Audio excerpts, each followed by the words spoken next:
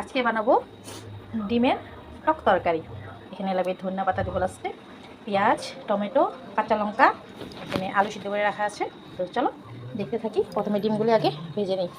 কড়াইতে তেল গরম হতে দিয়ে দিছি। কড়াইতে এখন ডিমগুলি দিয়ে দিব।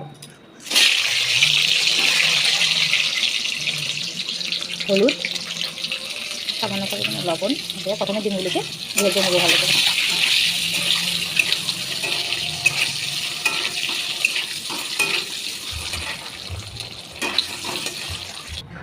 ডিম ভাজা কমপ্লিট। এখন এখানে ফোড়ন দিয়ে দেবো কালিজিরা।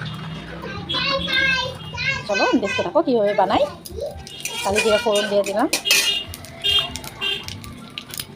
এখন একে একে জিনিসগুলি দিয়ে দেবো। পেঁয়াজগুলি দিয়ে দেবো।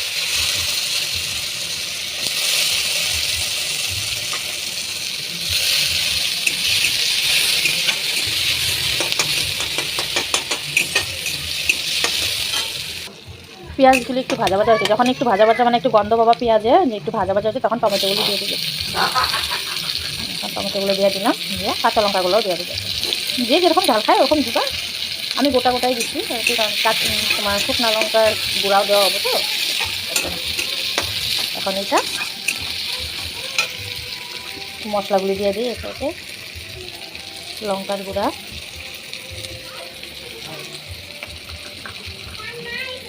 হলুদ পরিমাণ মতো দিবা, হলুদ, সামান্য অল্প জিরার গুঁড়া, সামান্য অল্প জিরার গুঁড়া,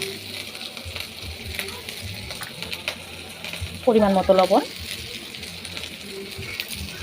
দিয়া লাড়াচাড়া করবো। অল্প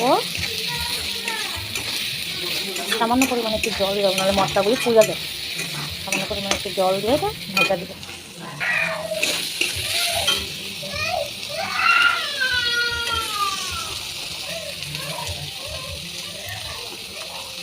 আলুগুলো সিদ্ধ করাই আছে না, তার জন্য একটু পরে দিলাম। এখান থেকে একটু ভাজা ভাজা করবো।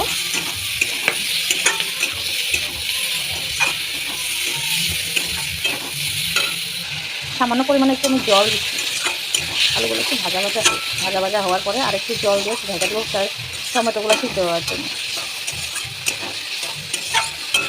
আলু অ্যাকচুয়ালি সিদ্ধ করতে লাগে না, কিন্তু আমি অন্যরকম বানাবো বলে ভাবছিলাম, তার জন্য সিদ্ধ করছিলাম। পরে হাজব্যান্ডে বলতেছে যে না, আজকে এই তরকারি বানাও, তাই এটাই বানানো হলো।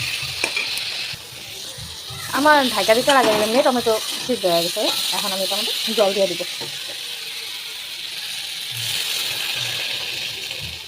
তো বেশি ঝোল ঝোল ভালো লাগে, একটু মাখা মাখা হয়ে ভালো লাগে। বেশি জল দিব না।